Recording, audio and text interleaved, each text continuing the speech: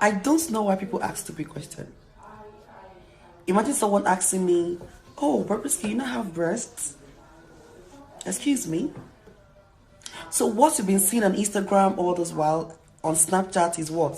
Is pillow. I don't get. Yes, I have breasts. And one good thing about my breasts is my breasts don't fall. When you press my breast from now to tomorrow, my breast still remains intact because it's a surgery breast. It's not a natural breast. So that is one advantage of having a surgery breast. So if you want to ask me that kind of question next time, please take notes. It's real breasts and it doesn't fall. Okay.